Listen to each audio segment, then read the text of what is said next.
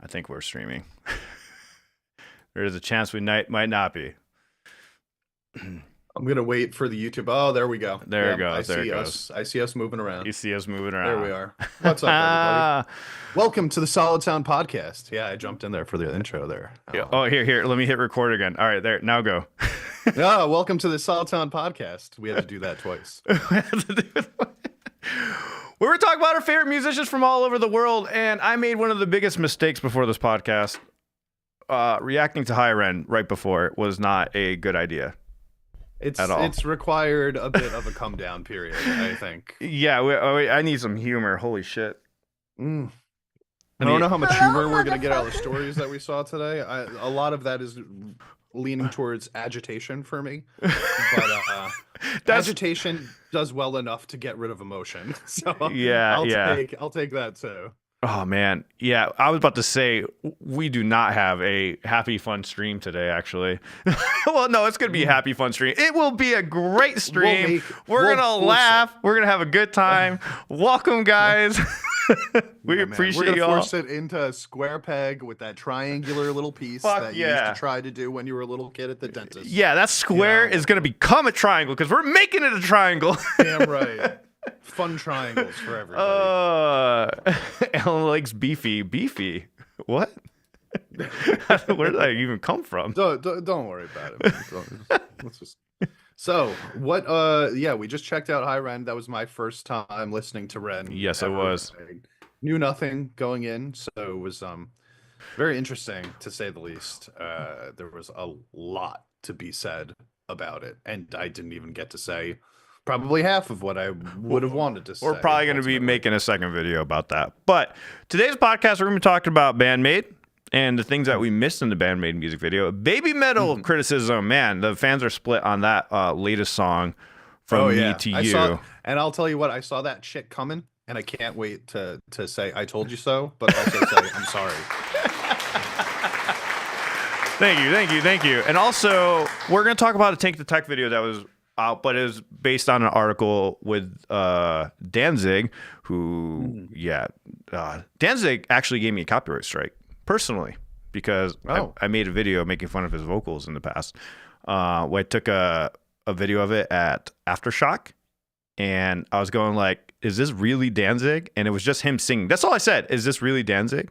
And he copyright struck my YouTube short, gave it to me. What did it say, like manual strike or something? So you knew that he did it? It said manual strike, and it said Danzig. Part of me was proud of that moment. I was like, oh, Danzig knows who I am. It means he was watching your channel. I think he's probably not watching it anymore though. Not anymore. I think he actively just searches his name and I just popped up. So Danzig is a professional hater. Twitter now. Right. Do you go on Twitter? I don't understand that phenomenon. I barely go on Twitter, only if it's for like these news articles and everything. But I can never get into help it. See, like Ren, I kind of hate myself. And therefore, I spend a lot of time on Twitter learning to hate myself even more and more for things that I didn't know I should hate myself for, but definitely do now. You must have no regards for your existence on Earth if you go on Twitter, okay? You're kind of going on there accepting that it's like jumping into a volcano. Like you know that it's going to be awful, it's going to hurt, and you're going to come out of it worse than when you went in, but you choose to do it anyway because pretty lava colors. Oh, that's so. What's Twitter? Oh yeah, it's X. Was that where you're getting at, Janine? It's Twitter, guys. It's Twitter. It's Twitter. It'll never be X. So, BABYMETAL fans debate screams in the new songs from Me to You. So, blabbermouth.net on the singles release, emphasizing the high concept music video, which I didn't even realize until watching that after the fact, which we'll talk about that too today. The video features a futuristic dystopian setting where Poppy undergoes a dramatic transformation aligning with the song's intense themes. So, and we're going to talk about these general critiques that are happening in this video already. So, many see screaming as a tool that can enhance the song, which I am part of that camp. I see it as a tool to enhance the song when it's done sparingly. The main divide is over Poppy's execution. Some found it powerful and fitting, while others thought it lacked depth and felt out of place.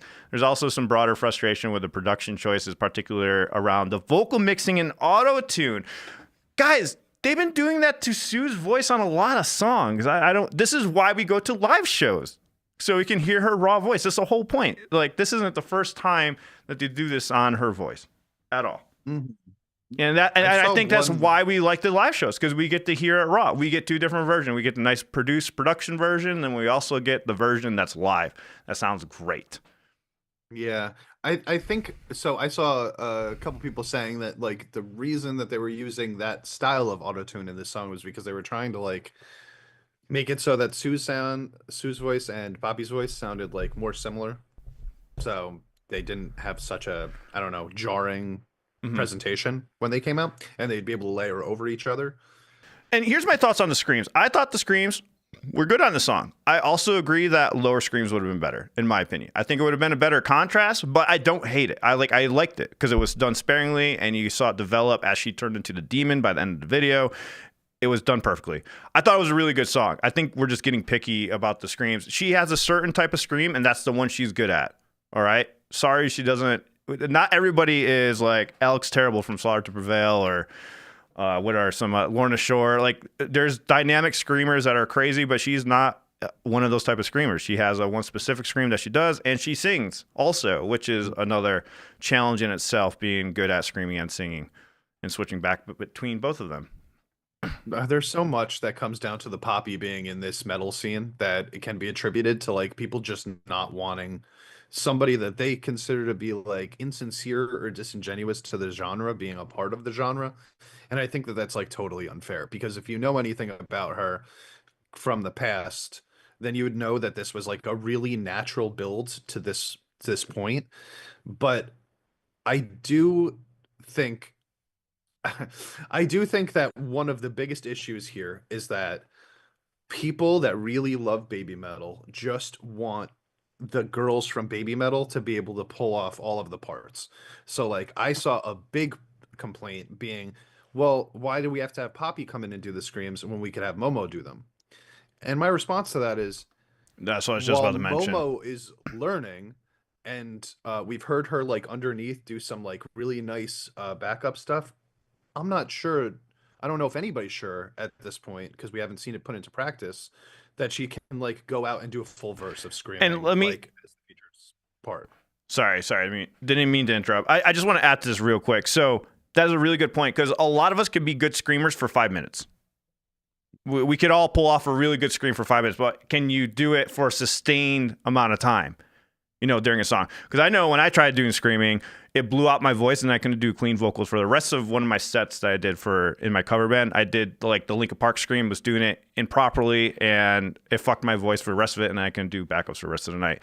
And I had to learn how to like kind of properly scream those parts, for that song.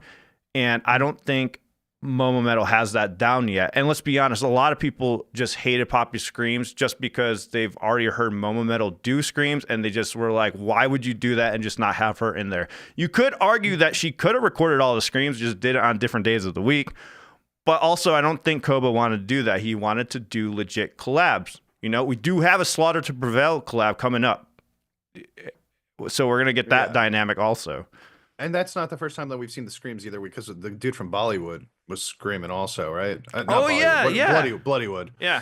Bloodywood, right? I mean, I feel like, I was going to say real quick, if you compare her screams to all those other screamers, she's definitely lower on the list. To be honest, like the guys from less time also. She's been doing it for less time. Those other guys are at a other level, and they have a uniqueness to the scream. Like all the guest screamers that they have on, you could argue too, are all unique though. Poppy has a different scream. Slaughter to Prevail has a different scream.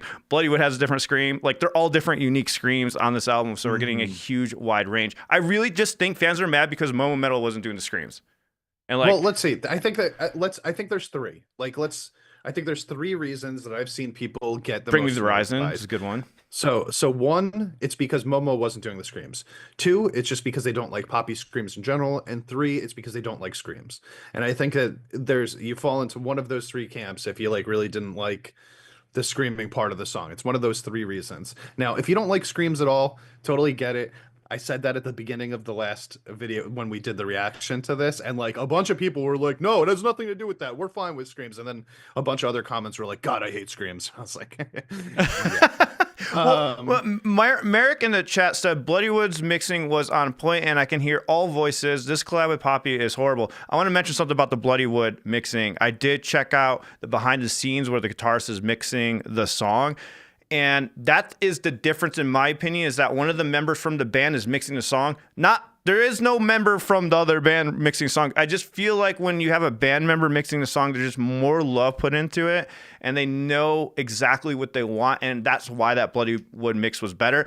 But I don't think that mix was horrible. Come on, you can't say the mix was horrible. It was not horrible. I've heard some horrible mixes. All right, I've heard some really horrible mixes. It was not horrible, but it definitely wasn't Bloodywood standard. Bloodywood mix was just a different artistic form of mixing. A lot of people disagree with the Bloodywood mix. It's just a change because, like, I feel like we looked this up afterwards, and it was like a lot of the production, I believe, went to the dude that's been working with Poppy from Bring Me the Horizon or one of those bands. Jordan Fish is the guy's name, and he had a big part in the production. And I was talking while we were listening to it how it kind of sounded like one of Poppy's songs off the new album. It's very obvious that he had his hands in there, and that's why the production sounds so different.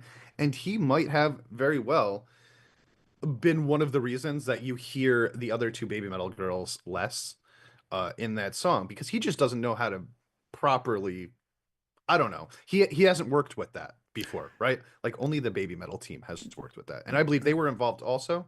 But whenever you get collaborators together, there's going to be some discrepancies on how to finish something or whatever, and I think it sounded more like the production of a Poppy song than a Baby Metal song, which if you like the Poppy songs, then that sounds good, but if you like the Baby Metal production, then that might not.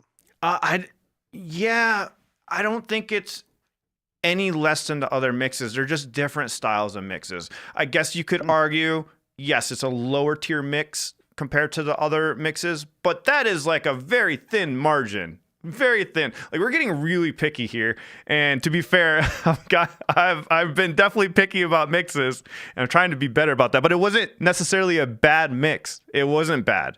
It was definitely a way to mix a song. I guess you could say that for anything. But there was nothing annoying about it, in my opinion. It sounded very cohesive. It sounded very good. The way that was mixed, you could say, oh, I'd prefer maybe some low end that could have been entered into the voice, and they could have done that with Poppy's voice. They could have EQ'd a better low end maybe to give it more of a dynamic range. No, but you can't. Not with her. Not with her. She's so high pitched, dude. Like, if you heard that song with like Knocked Loose, she's, you know what? That guy Brian. And he's got the most high-pitched voice of any screamer ever, and then she comes in and it's even higher, and you're like, oh my god, that is... You know what, to be fair, they probably did put in some lower-end frequencies in her voice still, and it still came out like that. But it's a balancing act when you're doing mixes, and when you have that many types of vocals, and you have all the instrumentations, it is a challenge to carve out your place in the EQ spectrum when you're putting together a song. And then you have the compression that will take up the lower sounds and make them louder, and and that can make those high pitches really stab you in the ear. So that could be what some people are feeling with it. Yeah, I also think that, like, I want to throw a defense out here for the Baby Metal fans, because like I've been in this camp before where you're watching like the progress of like the people in your band. Like, they're watching, for example, they had a replacement like singer, like how long ago? I don't know, 2 years ago at this point or something, and Momo came in, and then you saw those girls start to get a little bit more featured as time went on, right? So if you're watching this and you're watching the growth of this group and you're hoping to see more vocals from like the two side members, and then instead the band starts to do like a lot more features and they start getting pushed a little bit more to the background, I can see why that would be a little bit disappointing to you. Like, just watching the progression and then seeing the progression not halt but maybe slow down a little bit, just because they have so much variety now with who's joining the team. So I do see where you could feel that way, and especially if you have somebody like Poppy come in, who, let's be real, I love Poppy. I've said this a million times. I've watched every single thing that she's ever done. She's gimmicky. she is gimmicky. So if you're watching like the progress of your band and then a gimmicky person is brought in to put on top of it, Dude, do you it hear? might feel like you're going in the wrong direction. Do you hear? I mean, we could say baby metal's gimmicky. We're bringing. You're just I mean, you know, some people are gonna say that. They're like, "Well, baby metal's already gimmicky. What do you mean you're bringing in another gimmicky person into your band?" Yes, and I view that as a huge positive, and that's why I love the song, because I love both gimmicks. Battle of the I love gimmicks. baby metal gimmick. I love the baby metal gimmick. I love the poppy gimmick, and them coming together is like a super team for me. So like I've watched and listened to everything that both of these artists have ever done. You know what I mean? And like I've watched them grow and get better and better and heavier. And like them coming together and creating this like super heavy song where like I thought it was sick personally. You know, so you're never gonna see me complain about Poppy going from like fake pop star to brutal screamer and then joining a group that I love like Baby Metal and screaming on top of there. I'm going, this is metal as fuck. Yeah. I love it. And you know, Ken was saying in chat, laugh out loud, every band technically has a gimmick, and you need to have some type of gimmick. I hate that word has such bad connotation attached to it. You need a gimmick to stand out. You just do. Otherwise, the band will not make it. It's not a bad word. Yeah, yeah. Because even if you think about it, okay, even if we go back to the 90s, right? Go back to the 90s when Nirvana came out. Technically, that was still a gimmick to be like, not trying as hard, because compared to the 80s, everyone was trying really fucking hard. So that was their gimmick when they came out onto the scene. Not saying it was intentional. Yeah. It was more authentic, of course, but then it became less authentic. But there's a difference between like the gimmicks that you get from like a boy band in like the late 90s in America, like, you know, these corporate put together sort of like Backstreet Boys, blah blah blah, whatever. Like that's a gimmick where you're really not sure how authentic ultimately they are. But with Baby Metal, it's like, and Poppy, both of them, we've seen progress over the years of them come outside of the bounds of the gimmick that was created and still do very artistic stuff. And I think that's what matters, right? Like the art inside of it. These two comments are really good points. Glemley says, it's just a matter of what gimmick appeals to whom. Absolutely. And then Merrick goes on to say, gimmicks need to have substance behind it. I agree. But there is a lot of gimmicks that don't have substance behind it.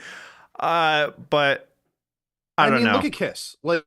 Like Kiss is the most gimmicky band of all time. Also one of the most popular bands of all time. If you want to say they have substance, if you don't, that's up to you.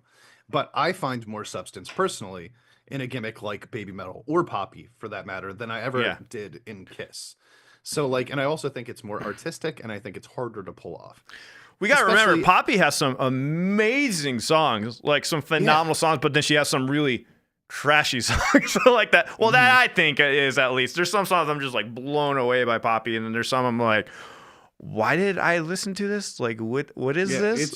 Because she goes all over the genre board, right? So it's like you'll get like an EDM song from her, and then you'll get a metal song from her. And if you don't like EDM, you're probably not gonna dig that one. To be fair, like Baby Metal has done the same thing. Like there's a lot of songs I know people will not listen to from Baby Metal. They will only listen to the first two albums, and that is it. There's still a lot of people that will only listen to the first two Baby Metal albums and will not even touch Metal Galaxy. And then there's a camp of Baby Metal fans that only listen to up to Metal Galaxy, and they don't like the other one with Divine Attack on it and Monochrome. Like a lot of people did not like their concept album or whatnot. But there's a lot of bangers of the songs. So Baby Metal goes through the same thing, a bunch of transformations between songs and stuff. And I guess it's just like, it's okay to like some of the songs, okay to not like some of the songs. And like I don't want to get on people's case for not liking an album that like I get annoyed honestly when like people are like, oh, you didn't like this one song that like my favorite band liked, well, you must not be a real fan. Well, you know, you fuck off right now. Like there are full albums of my favorite bands that I don't like. It's perfectly okay to not be into it for whatever reason, but like it's the reasoning behind it, right? Like if you're a Baby Metal fan criticizing Poppy for being too gimmicky, or a Poppy fan criticizing Baby Metal for being too gimmicky, then like you're not fighting a real battle. Like, you know, this is silly stuff, right? You're just now, giving I us understand if you don't like her or her vocals, if you just don't like Poppy screams, It is what it is. It A is lot what of it people is. don't like poppy screams. Either way, it It gives is. us great content to talk about online. So, keep it going. I like them both, bro. Like I can literally say that like since I started listening to music that was like outside of my wheelhouse from where I grew up, like over the last 10 years or whatever, both Baby Metal and Poppy are two of probably my top 10 artists of the last 15 years. And Cynical. even though I don't like half their music, it's just so interesting to watch them progress and become what they've become. Cynical in the chat says, could be that the entity behind Baby Metal cares more about the fans they don't yet have. They are going to do whatever they think grows the brand. And that's a good point. I think they should do a happy medium of both, of trying to get new fans, but also please the existing fans. And someone was saying Sue Metal's vocals are a little bit buried in this track. I don't know if they were completely buried, but maybe they should have put a little bit more up to the top since it is on a Baby Metal album. And I would agree with that. Maybe it could have been a little higher in the mix. And maybe they could have put Momo Metal doing some screams in this song, in this collab alongside Poppy. That would have been cool. Maybe even if it's just for a couple sentences. And that would have been a happy in the middle ground. You're pleasing the fan base because they're seeing Momo Metal get better at something, and she has a little bit of screams, but you also have Poppy screaming in there also. I think that'd be a perfect middle ground to please the fans and get new fans. Yeah, I get what Cynical's saying over here, because like I think we've all gone through that with our favorite bands where it's like, oh, they start to change a little bit or change like what they're reaching for a little bit, and that's not what we're looking for, so you get a little bit disappointed or what have you. But the way that I'm looking at this is there's like this fresh new scene that has been developing over the last couple years in the world of like this new kind of a metal world that didn't exist before. Like it went away for a long time and it wasn't popular. And Baby Metal definitely carved out their own little niche in the world with it. But now the metal scene is growing once again with these bands like Spirit Box and Ginger and Poppy, and it's getting all big and stuff like that. I don't want Baby Metal to be left out of that. They're like at the forefront of this like new metal takeover, and I want them to have their place. So them being like separated into like this own little niche side, like they've already got their fans. They don't need to do anything else, but I also want them to get the recognition that says like, we were one of the first ones that like really brought this metal scene back into the worldly culture. Like I want them here. I want them touring with these bands, and I want them playing with these bands because I want them to have that respect. Sonic, I was saying in the chat, I like both Poppy and Baby Metal, but I like Baby Metal's wholesomeness and not so much Poppy's strangeness. To be fair, Baby Metal has a lot of strangeness. We're just in a bubble and we're just used to it. But anybody from the outside that listens to Baby Metal are gonna be like, "What the hell is this?" Baby Metal has its own form of strangeness, but I guess you could say it's wholesome strangeness. But show anybody Give Me Chocolate real quick. That's not in this music space. People are gonna be like, "That's weird as shit," right? They will also say that's probably wholesome, But I don't know if I've ever seen Poppy and thought like, this is anti-wholesome. Like, she's not like, she's not trying to be wholesome, but I've never like listened to her and been like, man, this is so dirty or vulgar. Like she just screaming, but she's weird. Don't get me wrong, she's a weirdo, but like not in like a. She's probably just such a normal person outside of everything. Experian was saying, people should realize bands need to evolve their sound. They can't. You can't just keep on putting out the same stuff every album. It gets stale. Agreed. You want to know what band like is the perfect sort of like archetype for that? What band? The Red Hot Chili Peppers, because those guys came out with like all that like what's a bata for the first like 5-10 years of their career or whatever, and then they like got softer and had a whole second career as like a soft sort of like alt rock band that still kept their fandom around, but also was able to like evolve over time with what the they had a strong punk side in the beginning. But anyways, exactly. And then punk kind of, guys, that happens. If you're watching this late on YouTube, make sure you subscribe, hit the bell for notifications, and be here for this podcast that we do every Sunday at 9 a.m. Mountain Standard Time. We go live when we talk about these articles, so please join us. So Band-Maid, what we missed or didn't know, there was actually quite a bit. Not only just from the audio side of things, there's a lot of things in there that we didn't realize. So you know how we were arguing about the scream for, well, we weren't arguing, but Miku and, oh my God. Miku and Psyche. Who was doing that one that had the little squeak at the So it end was of it? Psyche apparently in there, and yeah, I saw a lot of people talking about that also. yeah, they're saying that it was Psyche in there, and I have the track separated. I'm going to be doing a bigger breakdown on this, but a lot about the integration with the anime. Shout out to Liz for putting this together for us, and Mikoto. Discussions also emphasize the song's connection to Rock is a Lady's Modesty, so fans noted many fun facts. One being that Band-Maid members Konami Akane provided motion capture for the lead characters, guitar and drum scenes, respectively. Fans debated whether some screams were done by Psyche or different band members. And I want to really separate tracks and take a look into this, but one commenter put, Psyche herself confirmed on X that it is her scream at the end, even by teasing those who didn't recognize her voice and calling them non-recyclable rubbish. One of the funny insults exchanged between two protagonists of the anime, among other niceties such as gorilla drummer. I was one of those non-recyclable rubbish. About Konami having a song ready before the request for the anime, she actually presented them several songs, but Ready to Rock was the first one, and that's the one they chose. So she did have songs ready. So I thought that was, which makes sense. I have a feeling she has like catalogs of songs ready. Right? Like, yeah, she probably has tons of songs ready. I think we've heard that she just like writes music constantly and throws a bunch out, and then also has like an archive of like 1,000 songs that she's just never done anything with. She could probably just pull it out at something out of the back of her pants and just throw it at any anime that asks her to if she wanted to. But this one was fucking awesome.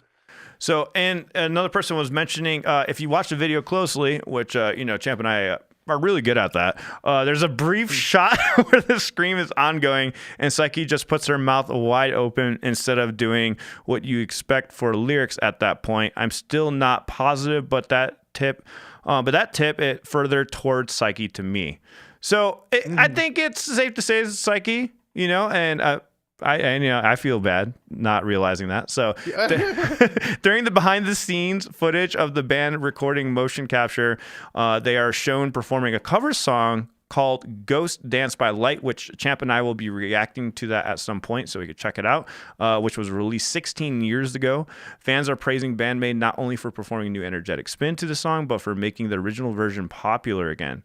So, and then a bunch of people were telling us how they were doing that cover and it sounded completely different. And they've done a cover in the past that sounded completely different than the original. And I can't remember what song it was. This was like near their first album. So, Band-Maid's cover from Rock is a Lady's Modesty is what brought me here. I've watched the jam session in the anime multiple times now because this piece of music is stuck in my head. I love it. I'm glad the cover brought attention to your music. So that's cool. It's cool to see a song that came out so long ago. After a band does a cover, it just ignites it again. We see that all the time in the music industry. People do a badass cover or something and it just blows it up even further.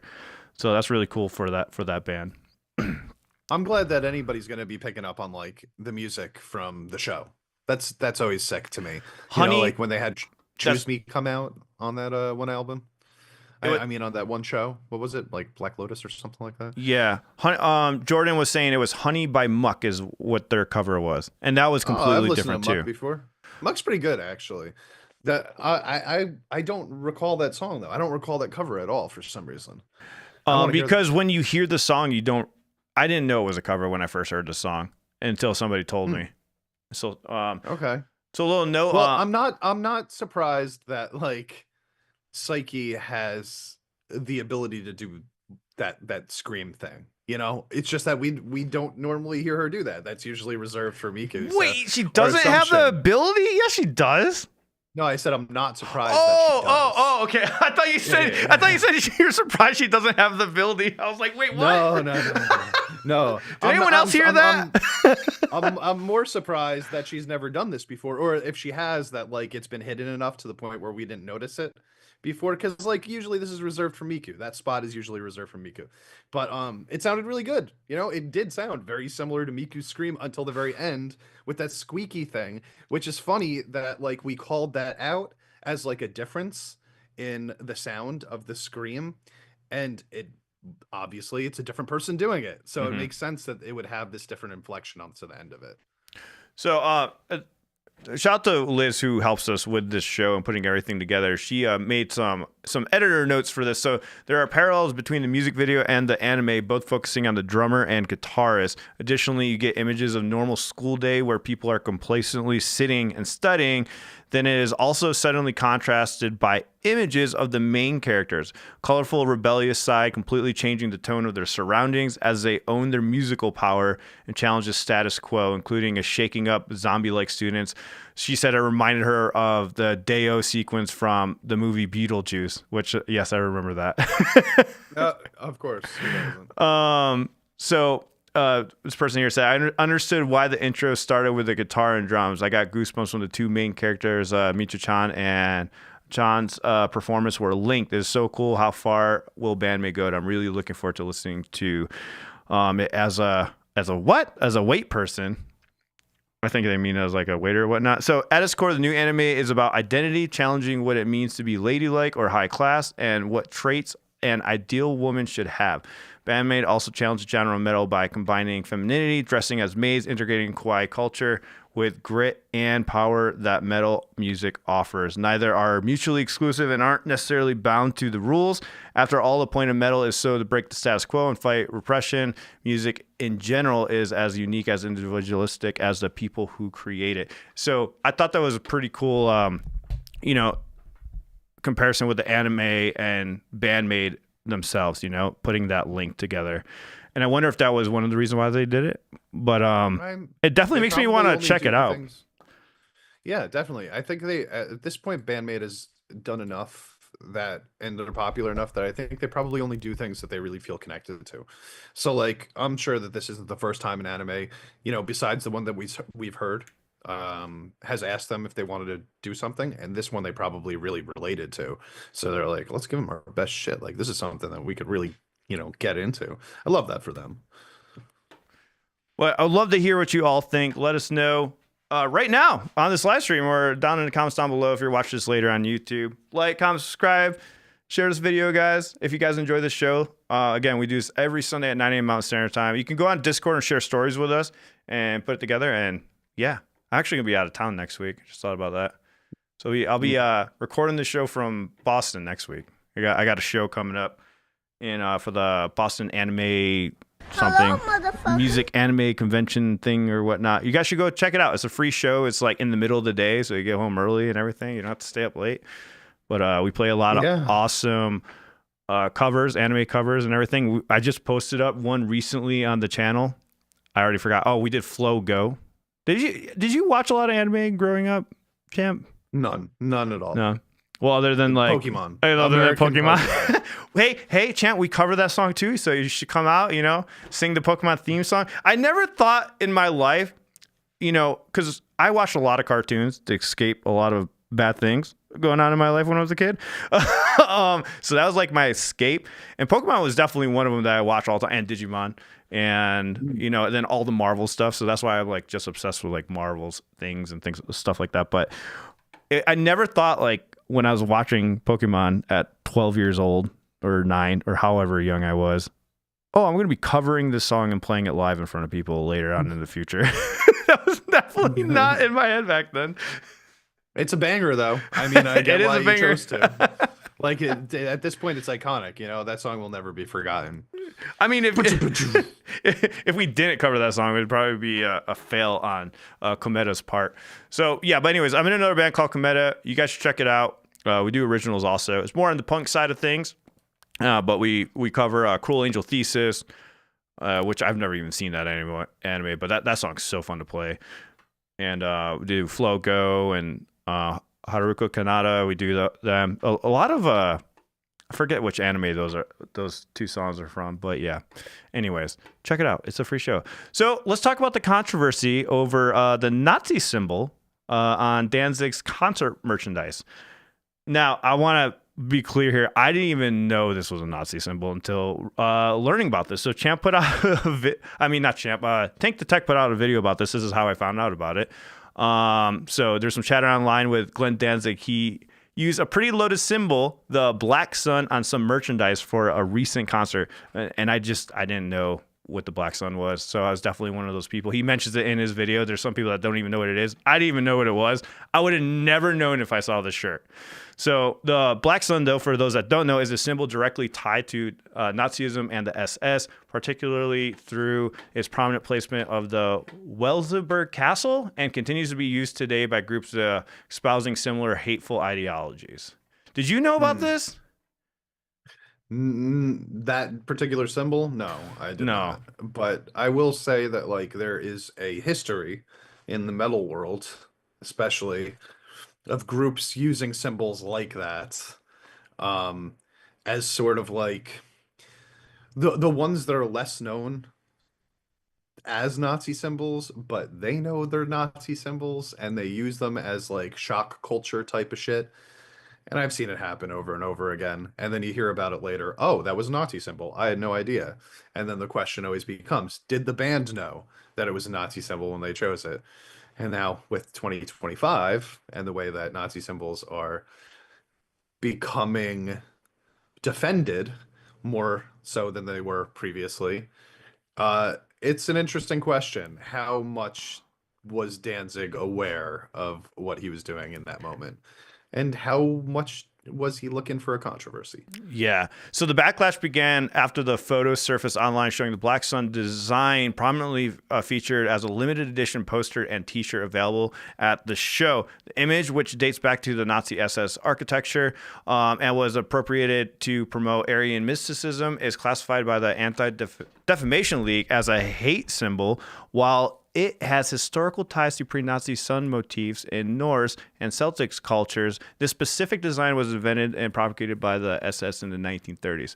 So in Tank's video, quote, he says, "It's wild to me that Danzig would approve a design using actual Nazi imagery." He also went on to say, either he knew and didn't care, or no one involved realized what it was.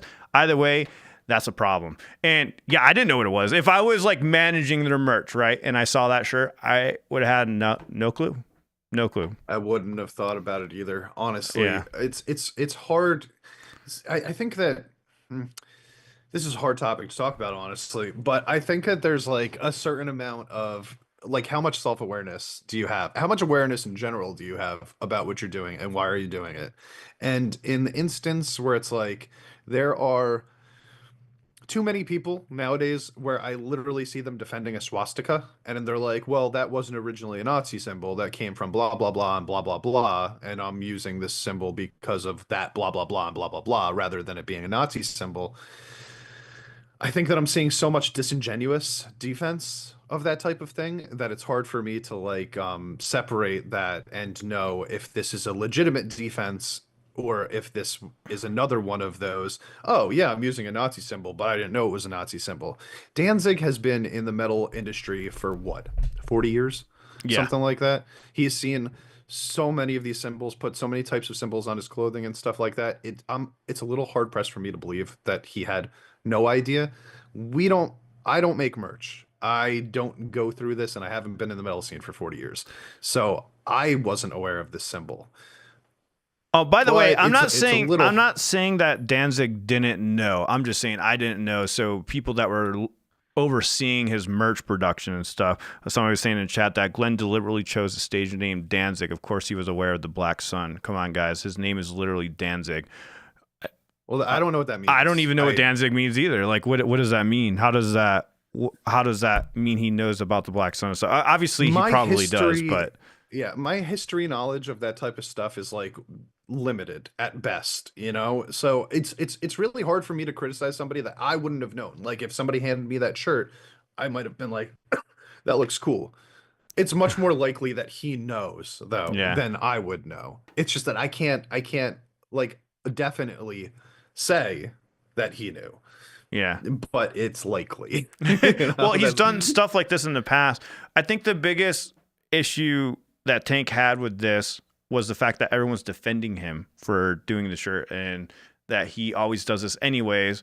But he points out like the double standard with Alex the Terrible from Slaughter to Prevail. He had the Black Sun tattoo on his elbow that he got covered up. but people gave him a lot of crap about it in the metal community. But with Danzig, they didn't. And I would argue that, is Danzig part of the metal community? I mean, it's more on the... I feel like the punk community and metal community is pretty separated, you know? I still think those are two completely different fan bases. People that like Slaughter to Prevail don't like Danzig.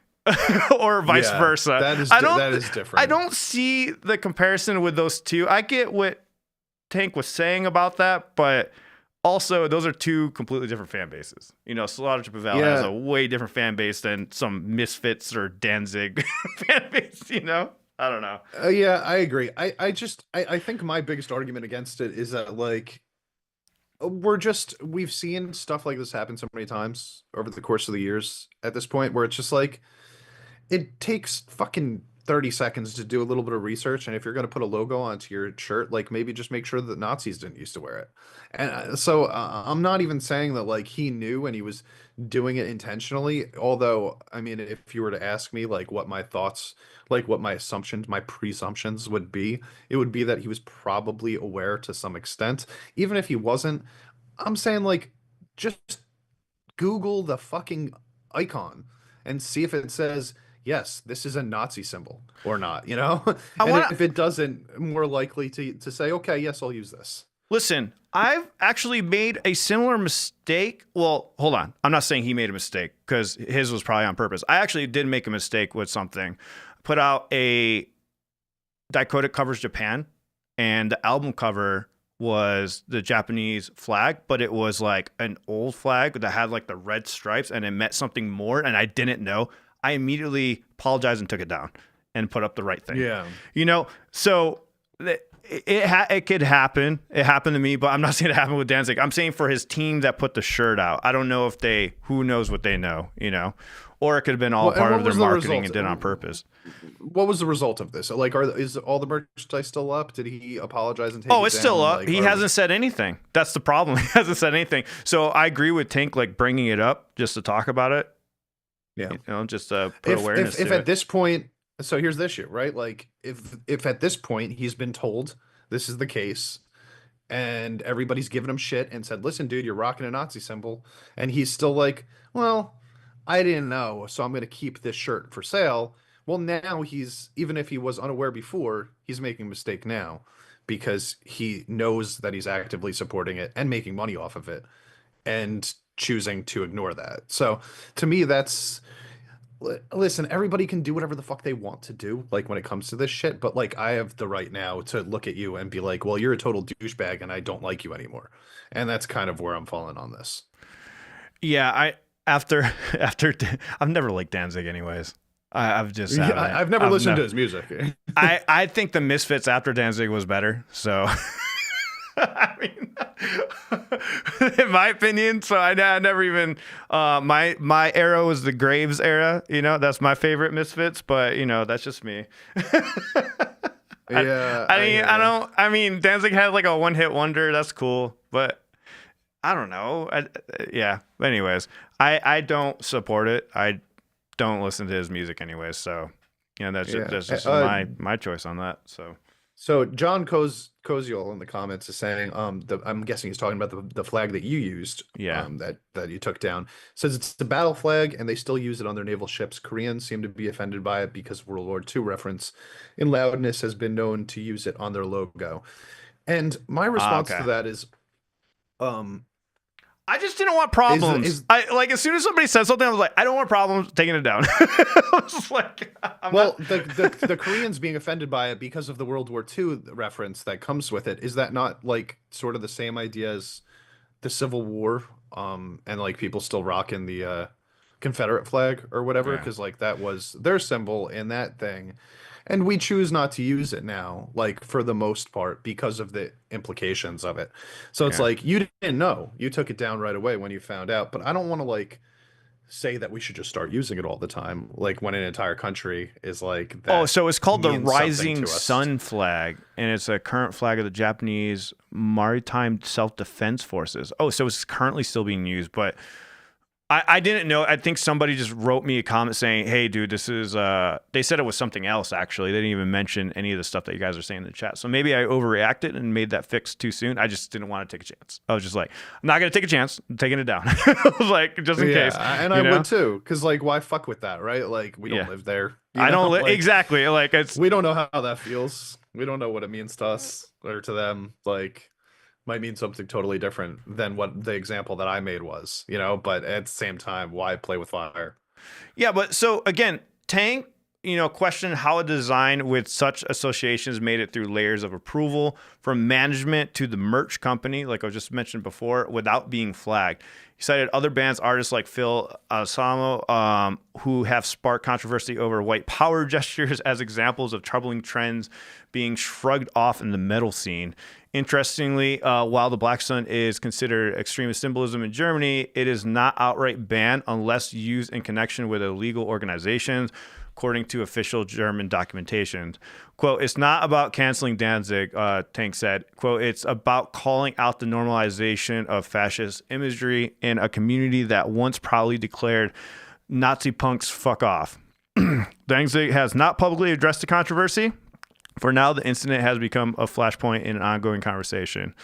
So, yeah, what do you think overall? I think that it has way too much in common with what I'm seeing out of certain people in the political field right now, and I wish that they would just calm down on that shit, because even if you have any sort of like good point or good intentions, once you start repping the Nazi imagery, I think that you lose so much respect and lose so much just credibility when you're talking about anything, that it's almost like, why would you even try? Like, even if you're doing it for shock value and you're trying to like, cause a controversy, because remember, controversy creates cash, even if that's your intention. Like, I mean, there's so many better ways to do that rather than just like, hey guys, Nazis, woo, right? Like, fucking A, man. Like, be a little bit more creative. Like, at least like, metal's been repping the devil for so long, right? Like, let's go back to that. Like, go devil, go hell. Maybe that's their version of the devil. I don't know. If you want to play devil's advocate. Yeah, I just feel like get Howard Stern on there, like let's just have like some fucking other nonsense. Like, I'm so sick of the Nazi shit. Like, can we have a new controversy, like a new imagery that people are mad about? Can it be like Teletubbies? Like everybody's pissed about the Teletubbies now for some reason. Like, are they really? No way. No, I'm just. Oh, okay. But like, wouldn't that be more interesting than Nazis again? Like, again, Nazis again. Come on. Like, I don't want to do that again. Give me anything else. It's just another. What else? That. Oh yeah, Tank the Tech was mentioning about neo-Nazi marches in Nashville. I'm like, is that really fucking a thing? Like, that's crazy. I mean, yeah, of course. Like, it's just. Listen, there are groups of people that suck, and like the now we know about all of them because of social media, right? Like, I'm sure neo-Nazis existed like in droves before also, but we wouldn't see what they were doing. Now we see what they're doing, and we're like, I can't believe Nazis are back. Well, I think Nazis were always around, personally. They were just hiding. We should start our own Teletubby controversy and just spread it around. Let's see how far it goes. Like let's start. Should we just say like, one of them? Let's start a rumor that they were all gangbangers. Like, they were just like in Teletubbies were all gangbangers. They come from communism. Boom. Yes, exactly. And they want to sacrifice your firstborn. And like, we should then rock Teletubby shirts. And people will be like, wow, they're rocking Teletubby shirts. Like, what's wrong with them? That's so fucked up. But that's more interesting than Nazis, at least. Yeah, I'm going to go with what Jeff said here. He knew for sure. Danzig knows all the history of Nazism in the early punk scene. Not sure why he'd be so stupid, but we live in stupid times. I think that sums it up. Yeah, there are a lot of people just trying to get away with this right now. Yeah. He's just going to claim ignorance. And you could tell when somebody truly doesn't know when somebody does. Maybe not. I don't know. You know what? Maybe not. I don't fucking know anymore. All right. Yeah, I want to hear him talk about it, honestly. Like, the fact that he's ignoring it. Like, I'd love to hear like what his excuse is, like how he phrases it. Yeah. But until we do, it's hard not to assume, oh, you knew and we're just looking for shock value. Yeah. Bullshit. We're just here talking, guys. Please be polite and nice to each other down below in the comments. No reason to go at it. That's, I always say they just want people to be arguing and stuff, but it was a fun conversation. Well, not really fun, but you know what I mean. Just stop being stupid. Just be nice to each other. Can we just be nice to each other? Can we be polite? Glemley says, can't wait for the apology video. Glemley, I think you're going to be waiting for a long time because I just don't see it happening. Danzig is not at Danzig will level. never do an apology video. That will never and happen. Honestly, why would he? Because, like, I doubt, like, his core fan base is like, oh, I hate him now. Like, they're probably just like, whatever, you didn't know, blah, blah, blah. Speaking of Tank the Tech videos, though, he just put out a video rating all the worst fan bases. I think we should take a look at that at next week's podcast. You did watch it. Guys, we'll talk about that next podcast. I had to know who he was going to throw on there. Like, I was just, this is the type of shit that this is the shit that I want to get into. This is the meaty drama, right? Yeah, we want the drama. Which fan bases are the most annoying? So we're going to talk about that next week, guys. So tune in Sunday, 9 a.m. Mountain Standard Time. We're going to be talking about the most controversial fan bases. Okay, but we can't turn into like a Tank the Tech reaction. I know we are. Yeah, we're going to become a Tank the Tech reaction channel. He's been releasing bangers, dude. He's been releasing bangers. All right, I was like, damn, like Tank is really putting out some very controversial videos. But let's end this on a good note, okay? Let's end this with a nice little Japanese top 10 list. You think that's fair? Well, let's cap this off with some positivity and happiness. I know you love all. Can they all be wearing Nazi shirts though when we show them? Wait, who? What, the top 10? All the top 10 bands. Yeah. All the top 10 bands are wearing Nazi shirts. Put half of them in Nazi shirts and half of them in Teletubby shirts. And let's see who we're attached to. All right. Why is this not loading up? I'm loading up the top 10. It's not loading. I don't know what's going on here. QI, yes, the whole K-pop fan base was actually one of the options in Tank's video. He chose bands, and then he chose K-pop as an industry. Also, that is awesome. I love that he did that. I won't tell you where he put them because I want you guys to figure it out, find it out on your own. But they were in there. Yeah. No, Anime R was saying Danzig's a piece of shit, but early Misfits and the first 3 Danzig albums go hard. There's some good songs by Danzig, but I still like Graves. Dig Up Her Bones, classic song. That whole album, can't remember the names of the other ones, but there's a lot of them that I like on there. Anyways, let's do this top 10, okay? Moving on from that story. Again, we're live on Twitch also, so if you want to follow us on Twitch because you like that format better, we're there, and on YouTube at the same time. And also next week when we come back, I do want to talk about that Kid Rock story about the music copyright. We're not going to have time today, but I want to talk about it next week. Yeah, so Kid Rock, dude, I'm telling you, Tank was on top of it. Well, yeah. Again, he's got all the fun stories nowadays. He's got all the fun I didn't stories. click on any of his videos for like a year, and I've clicked on 3 of them in the last week. So we're going to be fed now old Tank the Tech videos. All right, top 10. Top 10. East of Eden holding on. All right, they're falling to 10, but they're holding on. Very, very good song. Check this song out if you haven't yet. It is a good song. Ave Mujika falling down 2 spots with Kill Kiss. I don't think I've heard this song yet. I need to go check this one out. Number 8, we got Cotton Candy. Also dropping 2 spots. So that means we're getting some new number 1s. Ready to Rock, new on the list. Hey. Band-Maid number 7. I think this is going to go to 1. It's going to 1. It's going to 1, baby. Is the other Band-Maid song then has fallen off, you think? No! Zen is still up there at number 6. We got 2 Band-Maid songs on the top 10. Well deserved. Both these songs were... One is a lot better than the other. I do think they should swap because number 7 Band-Maid song is better than number 6 Band-Maid song. But number 6 is really good, champ. I don't know why you're not as big of a fan as that one as I am, but I give it a thumbs up. Just a thumbs up. Just not 2. All right. Hanabiye is at number 5, falling the spot. Number 4, we got Tuki falling spot, Seesaw. And number 3, we got MA, falling down 2 spots from number 1. Who the fuck is gonna be number 1?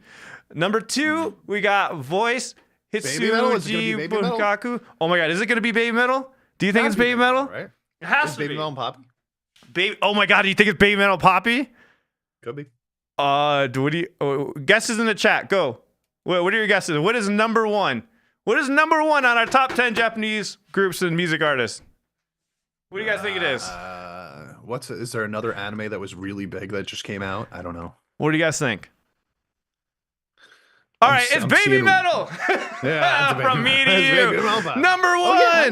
Yeah. You know, hey, as controversial as this song has been with the Baby Metal fan base, it has helped push the song to number one, and I think that says a lot. Yeah, I mean, you listen. You can't deny it. Poppy has steam right now. She just does. Like she has momentum in the metal world, and she's giving it to other people, whether you like her or not. So, Yep. love to see it happen. Poppy's huge. I think we forget how big Poppy is too as an artist. It's so weird. And too, she because, did it like, herself, man. Like she built her YouTube channel around this thing, and it worked for her, which She not a lot of had people to can pull move. off. Also, I think the most impressive part, and I won't keep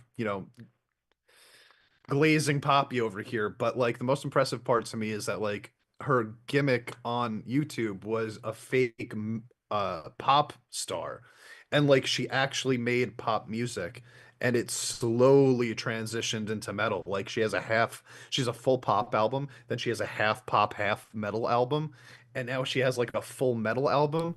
And I think that that's really, it wasn't just this like disingenuous switch up like in the middle, right? It was like this slow transition. So the fact that she's actually gotten some sort of popularity out of the metal part more than she ever did out of the pop part is really cool to me. All right, guys. I want to mention something before I leave. I am trying to find tickets for Day of the Maid. So if you guys know anyone with extra tickets, let me know, because I'm going to be in Japan May 6th to May 16th. I'm going to be meeting up with John out there and many other people, also with Peter from Maid News Network. We got some really cool content coming up in the future. And so if you guys know anybody with tickets out there, it's sold out, so I couldn't get one. I would love to go if anybody knows anybody that I could get a ticket from. But yeah, I'll be out there. I'll be doing my vlogs again like I did earlier. So if you guys haven't seen those vlogs from Japan, I think they're fun. So go check them out. They were fun to make. Yeah. And also, we're just going to cancel Goat from the chat for his Psyche C tier take, and we're going to move on. And you guys have a great stream, and I love you all. Yeah, hit that like button before you go. Yeah, Goat's the devil, so just keep that in mind. All right, appreciate you all. See you in the next one. I'm just kidding, Goat. Love you. See you.